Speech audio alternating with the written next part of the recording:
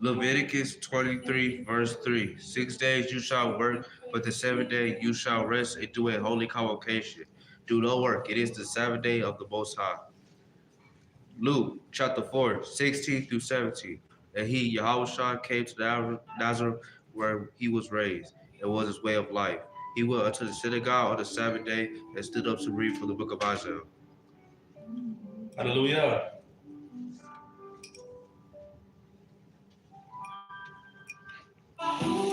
You made me set apart.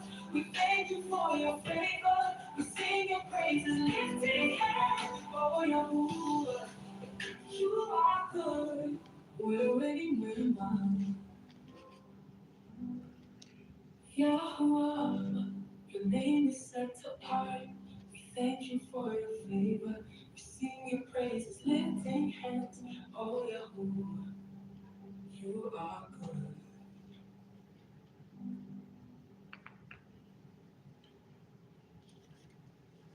Happy Sabbath. Happy Sabbath. Shabbat Shalom. Peace to all the believers and to all the brothers and sisters who are keeping the holy Shabbat or who are keeping the Sabbath in a holy convocation. Welcome to our Shabbat fellowship. I'm Brother Malachi P.L. Reynolds.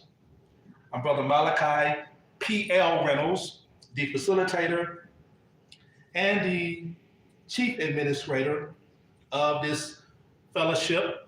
I would like to thank you for taking time out of your schedule to be here in person. For those of you who are here in person, let's get a Most High big hand clap praise. For those of you who are here in person, make some noise for the big hand clap.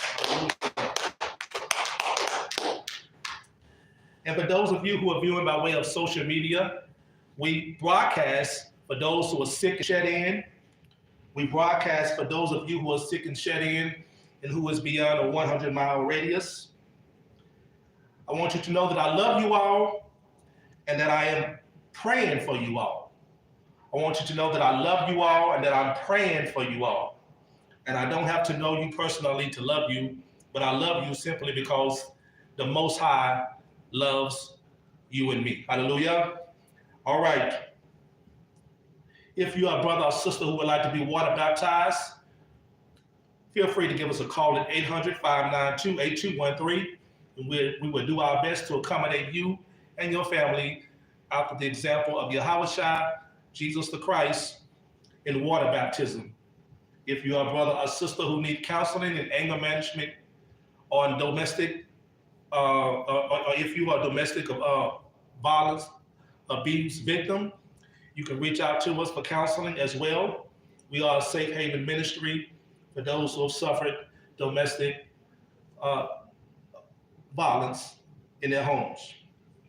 If you are a brother or sister who having issues with substance abuse, if you need some substance abuse counseling, you can feel free to give us a call at 800-592-8213, and we will get you some counseling.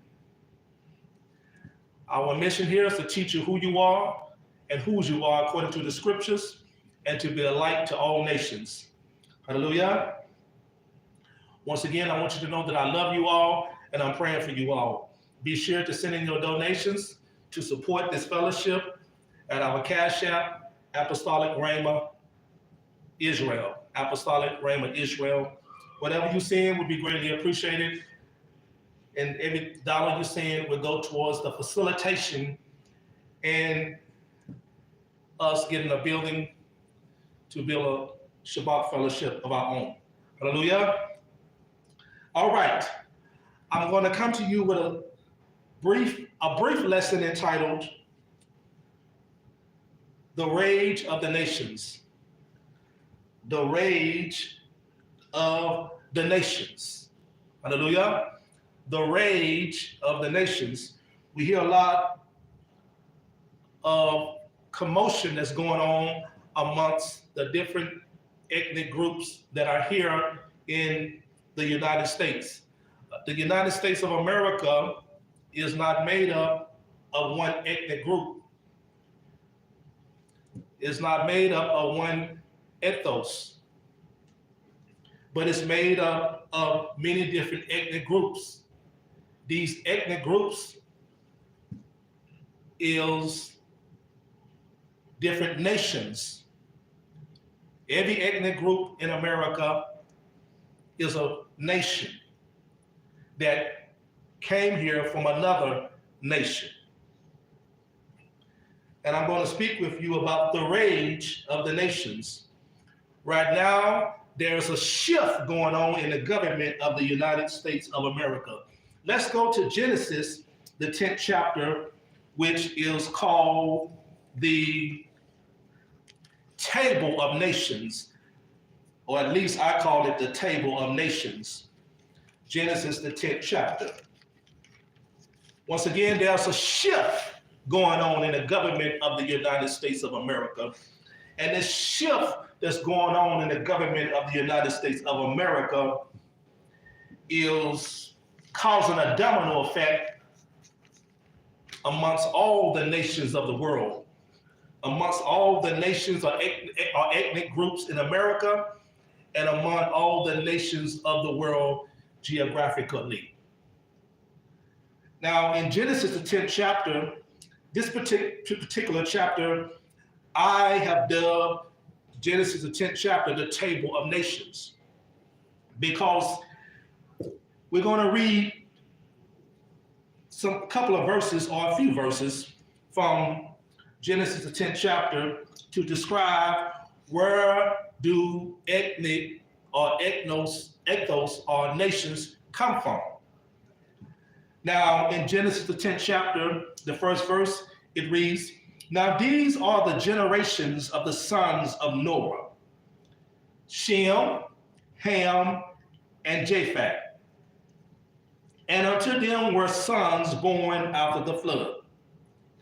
So after Yah Elohim, or God, flooded the earth and saved Noah, his 3 sons, his wife, and his sons' wives, he repopulated the earth through the sons of Noah, which are named in Genesis, the 10th chapter, the first verse, Shem, Ham, and Japheth. Now, in Genesis, the 10th chapter, the second verse, it mentions the sons of Japheth. Now, the sons of Japheth will eventually become nations. And in Genesis 10 and 5, it reads, "By these were the isles of the Gentiles divided in their lands, everyone after his tongue, after their families and their nations." So Japheth is the father of the Gentiles. Japheth is the father of the Gentiles. Moving on. Genesis, the 10th chapter, the 8th through the 10th verse. Now it reads, and Cush, excuse me, in Genesis, the 10th chapter, the 6th verse. Genesis, the 10th chapter, the 6th verse. We have the sons of Ham. Ham is one of the other sons of Noah. And from Ham, we have, I'm just going to name about 3 nations that came from the sons of Ham. And Genesis 10th chapter 6th verse, it says, and the sons of Ham, which are Cush, Mizraim, and Puff. And I'll mention the 4th one, and Canaan. And so forth. In the 7th and 8th verse, it mentions other sons. And in the 8th verse, we see, and Cush begat Nimrod. He began to be a mighty one in the earth.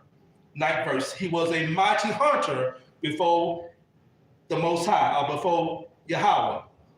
Wherefore, it is said, even as Nimrod, the mighty hunter before Yahweh. Now, So Ham, one of the three sons of Noah, he begat sons, and his sons became nations. And one of the descendants of Ham, one of the sons or grandsons of Ham, became a mighty hunter, and his name was Nimrod, and he built a great empire. And we're going to get to what became of him and his empire. Now, moving on, drop it down to Genesis, the 21st verse. And it reads, unto Shem. Shem was likewise a son of Noah. And unto Shem were born the sons as well. So we see that all three sons of Noah, Japheth, Ham, and Shem, produced sons. And these sons became nations. Somebody say nations. Nations. They produce nations. Their sons became nations. Hallelujah. So after the flood, the Most High repopulated the earth with the sons of Noah, who was Japheth, Shem, and Ham. Now, drop down to Genesis 10 and 32, and it reads, these are the families of the sons of Noah, after their generations, in their what? Nations. Somebody say nations. Nations. And by these were the nations what? Divided in the earth after the flood. So now you can understand why I dub Genesis the 10th chapter the table of nations. Because from the three sons of Noah, Japheth, Ham, and Shem, from their sons became nations. Hallelujah. Now, let's move on to Genesis chapter 11. We're talking about the rage of the nations, because what you see going on in our midst here in the United States of America with the different ethnic groups, many who are being deported back to their nation, their geographical nation of origin. See, there's a shift going on in the government of the United States. There's a shift going on with the demographics of the United States. There's a shift going on. There's a shift. It's a domino effect. There is a rage of going on amongst the nations in our midst. Every ethnic group in America is a nation. And at this time, as we speak, many are being deported daily back to their nation of origin. And there's a mass protest from the west to the east. And this protest is in opposition to the shifting that's going on from the policy of the current president. So what we see is a rage among the nations. Hallelujah. All right. Now, Genesis 11, and it reads, and the whole earth was of one language and of one speech. That's Genesis 11 and 1. Drop down to the 4th verse. And it reads, and they said, go to, let us build a city and a tower whose top may reach unto heaven. and let us make us a name, lest we be scattered abroad upon the face of the whole earth. Now, there was a time where the whole human race spoke one language. And they came together and decided to build a tower that will reach unto the heavens, unto heaven, and make a great name unto themselves. Now let's drop down to the 6th verse. In Genesis 11th chapter, and Yahweh, that is the Most High, said, behold, the people is one, and they have all one language, meaning they all speak the same language. And this they begin to do, and now nothing will be restrained from them, which they have imagined to do. So the people were of one mind, and that one mind produced what? One aim and one destiny. The 7th verse. Let us go down, and there confound their language, that they may not understand one another's speech. So the Most High saw what they was doing, and the Most High, or the Creator, Yah Elohim, God, he saw what they was doing, and he was displeased with them. But he saw that there was nothing that could prevent them from doing what they are doing, because they was of what? One what? Language. So the Most High decided to divide the human race by confounding their language. In other words, he decided to divide the human race by giving them different languages where they could not understand, where they cannot understand one another. Hallelujah. And the key to a successful relationship is what? Communication. The key to a successful relationship is what?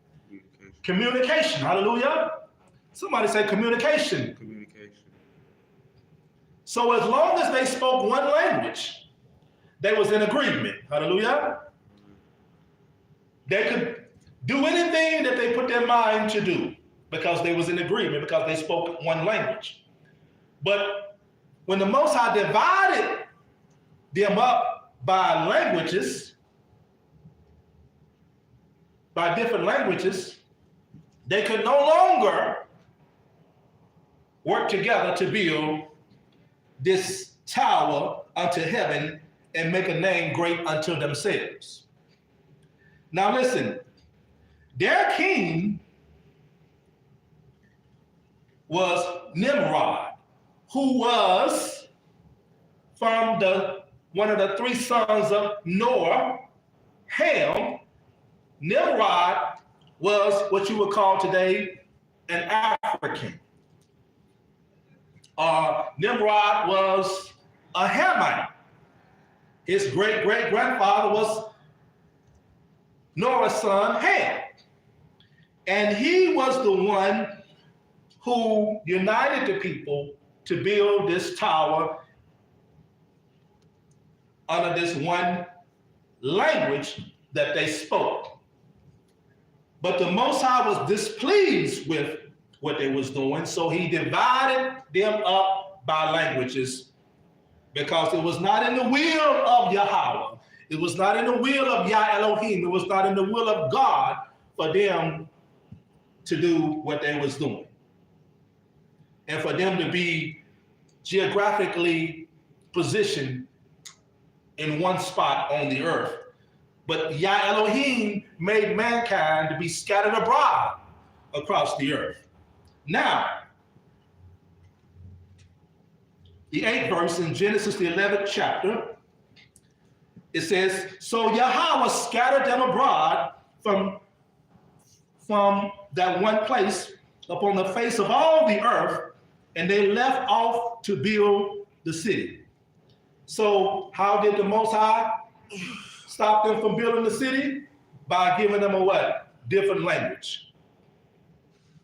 And when they began to speak different language amongst themselves, each one left with the language of the group of people that spoke the same language that they spoke. Hallelujah. So, listen,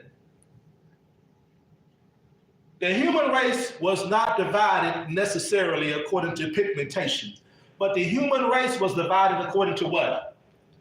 Languages. Hallelujah. The human race, once again, was not divided according to pigmentation, but according to the language that you spoke. That's very important for everyone to highlight from Genesis, the 10th chapter, and Genesis, the 11th chapter, that the nations were not divided according to pigmentation, the color of your skin, but according to the language that you spoke. All right?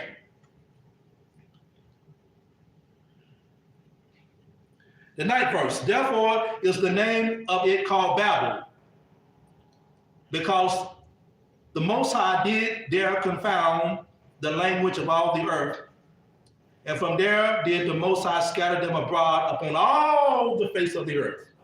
All right. Now, like I said, there's a shifting going on. Let's go to Matthew's, the 24th chapter.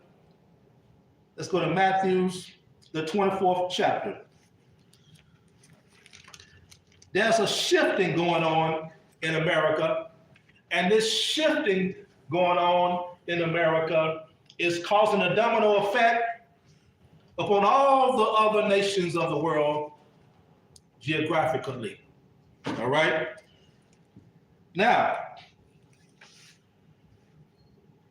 what we see going on in America is that a lot of ethnic groups are being deported back to the nation of their origin.